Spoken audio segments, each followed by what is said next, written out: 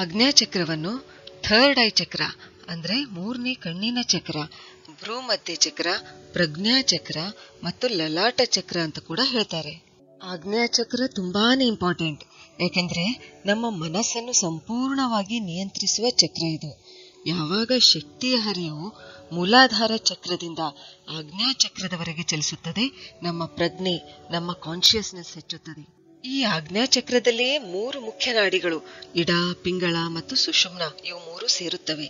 ಇನ್ನೊಂದು ಮಹತ್ವದ ಸಂಗತಿ ಅಂದ್ರೆ ಈ ಚಕ್ರವು ನಮ್ಮ ಮನಸ್ಸು, ಶರೀರ ಮತ್ತು ಆತ್ಮಗಳ ತ್ರಿಕೂಟವಾಗಿದೆ.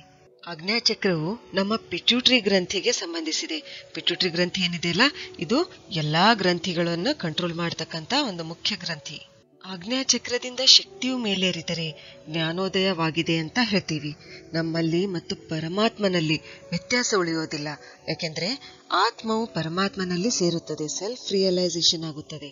ಆಜ್ಞಾಚಕ್ರದ ತತ್ವ ಲೈಟ್, ಬೆಳಕು. ಇದರ ಬಣ್ಣ ಇಂಡಿಗೋ ಬ್ಲೂ ಅಂದ್ರೆ ಬದನೆಕಾಯಿ ಬಣ್ಣ ಏನಿದೆಯಲ್ಲ, ಅದು ಇದರ ಬಣ್ಣ. ಆಮೇಲೆ ಆಜ್ಞಾಚಕ್ರದಲ್ಲಿ ದಳಗಳ ಸಂಖ್ಯೆ 2 ಮತ್ತು ಈ 2 ದಳಗಳಿಂದ ಹೊರಡತಕ್ಕಂತ 2 ನಾಡಿಗಳು ಯಾವುವು ಅಂತಂದ್ರೆ ಹಂ ಮತ್ತು ಕ್ಷಮ್. ಇವೇನಂತಂದ್ರೆ ಶಿವ ಮತ್ತು ಶಕ್ತಿಯನ್ನ ಸೂಚಿಸುತ್ತವೆ. ಆಜ್ಞಾಚಕ್ರದ ಬೀಜ ಮಂತ್ರ ಏನಿದೆಯಲ್ಲ, ಅದು ಓಂ. ನಮ್ಮ ವಿಚಾರ ಮಾಡುವ ಶಕ್ತಿಯು ಈ ಆಜ್ಞಾಚಕ್ರಕ್ಕೆ ಸಂಬಂಧಿಸಿದೆ. ಅದಕ್ಕೆ ಆಜ್ಞಾಚಕ್ರ ಇಂಬ್ಯಾಲೆನ್ಸ್ ಆದ್ರೆ ನಮ್ಮ ವಿಚಾರ ಮಾಡುವ ಶಕ್ತಿ ಕೂಡ ಇಂಬ್ಯಾಲೆನ್ಸ್ ಆಗುತ್ತೆ. ಆಜ್ಞಾಚಕ್ರ ಇಂಬ್ಯಾಲೆನ್ಸ್ ಆದಾಗ ದೈಹಿಕವಾಗಿ ಯಾವ ಸಮಸ್ಯೆಗಳು ಕಾಣಿಸ್ಕೊಳ್ಬಹುದಂದ್ರೆ ಕಣ್ಣಿಗೆ ಸಂಬಂಧಿಸಿದ ಸಮಸ್ಯೆಗಳು, ದೃಷ್ಟಿ ಸಮಸ್ಯೆಗಳು, ಗ್ಲಕೋಮಾ ಆಗಿರಬಹುದು, ಆಮೇಲೆ ಸಮೀಪ ದೃಷ್ಟಿ ದೋಷ, ದೂರದೃಷ್ಟಿ ದೋಷ, ರಾತ್ರಿ ಕುರುಡುತನ ಉಂಟಾಗಬಹುದು. ಆಮೇಲೆ ತಲೆನೋವು, ಮೈಗ್ರೇನ್, ಖಿನ್ನತೆ, ಇನ್ಸೋಮ್ನಿಯಾ ಅಂದ್ರೆ ನಿದ್ರಾಹೀನತೆ ಅಥವಾ ಅತಿಯಾಗಿ ನಿದ್ರೆ ಮಾಡೋದು, ಆಮೇಲೆ ಮೂರ್ಛೆ ರೋಗ, ಈ ಎಲ್ಲಾ ಸಮಸ್ಯೆಗಳು ನಮ್ಮ ಆಜ್ಞಾಚಕ್ರಕ್ಕೆ ಸಂಬಂಧಿಸಿವೆ.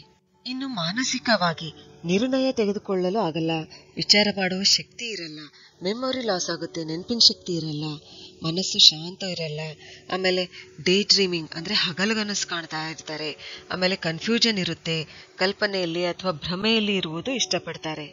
ನಿಮಗೆ ಯಾವತ್ತಾದ್ರೂ ಮುಂದೆ ಆಗುವ ಘಟನೆ ಬಗ್ಗೆ ಮೊದಲೇ ಅರಿವಾಗಿದೆಯಾ? ಮುಂದೆ ಏನಾಗುವುದಿದೆ ಅಂತ ಮೊದಲೇ ಗೊತ್ತಾಗುತ್ತಾ? ಇದನ್ನ ನಾವು 6th ಸೆನ್ಸ್ ಅಂತ ಹೇಳ್ತೀವಿ.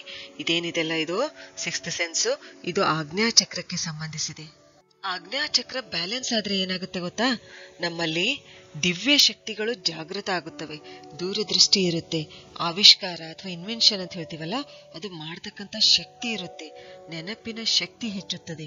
ಆಜ್ಞಾಚಕ್ರವು ನಮಗೆ ಒಳ್ಳೆಯದು ಮತ್ತು ಕೆಟ್ಟದರ ನಡುವೆ ಇರ್ತಕ್ಕಂಥ ವ್ಯತ್ಯಾಸ ತಿಳಿಸುತ್ತೆ, ಅಂದ್ರೆ ವಿವೇಕ ಹೆಚ್ಚಿಸುತ್ತೆ, ಒಳ್ಳೇದ್ಯಾವುದು ಕೆಟ್ಟದ್ಯಾವುದು ಅಂತ ಗೊತ್ತಾಗತ್ತೆ.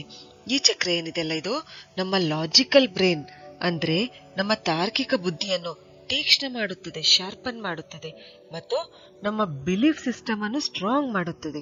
ಹಾಗಾದ್ರೆ ಆಜ್ಞಾಚಕ್ರವನ್ನು ಬ್ಯಾಲೆನ್ಸ್ ಮಾಡಲು ನಾವು ಏನ್ ಮಾಡ್ಬೇಕು? ಮೊದಲನೇದಾಗಿ ಬೀಜ ಮಂತ್ರ ಓಂ, ಇದರ ಉಚ್ಚಾರ ಮಾಡಬೇಕು. ಓಂ ಅನ್ನುವ ಮಂತ್ರ ಇಡೀ ವಿಶ್ವದಲ್ಲಿನ ಶಕ್ತಿಯನ್ನು ಸಂಗ್ರಹಿಸುತ್ತದೆ.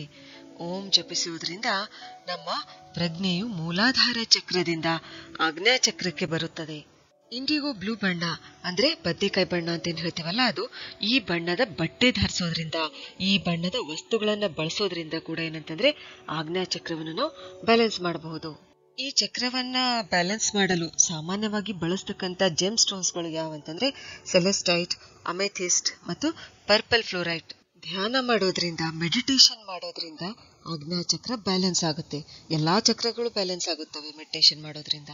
ತ್ರಾಟಕ ಕ್ರಿಯೆ ಮಾಡೋದ್ರಿಂದ ಅಂದ್ರೆ ಇಲ್ಲೇನ್ ಮಾಡ್ಬೇಕಂತಂದ್ರೆ ದೀಪವನ್ನ 2 ರಿಂದ 2.5 ಫೀಟ್ ದೂರ ಇಟ್ಟು ನಾವು ಅದನ್ನೇ ನೋಡ್ಬೇಕು, ನೇರವಾಗಿ ನೋಡ್ತಾ ಇರ್ಬೇಕು. ಕಣ್ಣಿನಿಂದ ನೀರು ಬರುವವರೆಗೂ ನಾವು ಅದನ್ನ ನೋಡ್ಬೇಕು. ಈ ಕ್ರಿಯೆನ ನಾವೇನಂತ ಹೇಳ್ತೀವಿ?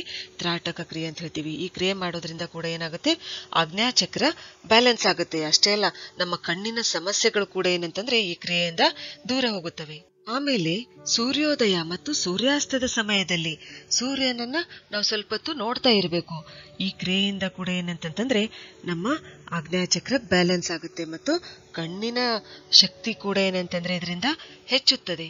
ಭ್ರಾಮರಿ ಪ್ರಾಣಾಯಾಮ ಮಾಡೋದ್ರಿಂದ ಕೂಡ ಏನಂತಂದ್ರೆ ಆಜ್ಞಾಚಕ್ರವನ್ನು ನಾವು ಬ್ಯಾಲೆನ್ಸ್ ಮಾಡಬಹುದು. ಸರಿ, ಹಾಗಾದ್ರೆ ಮುಂದಿನ ವಿಡಿಯೋದಲ್ಲಿ ಮತ್ತೊಂದು ಉಪಯುಕ್ತವಾದ ಮಾಹಿತಿಯೊಂದಿಗೆ ಭೇಟಿಯಾಗೋಣ. ಧನ್ಯವಾದಗಳು.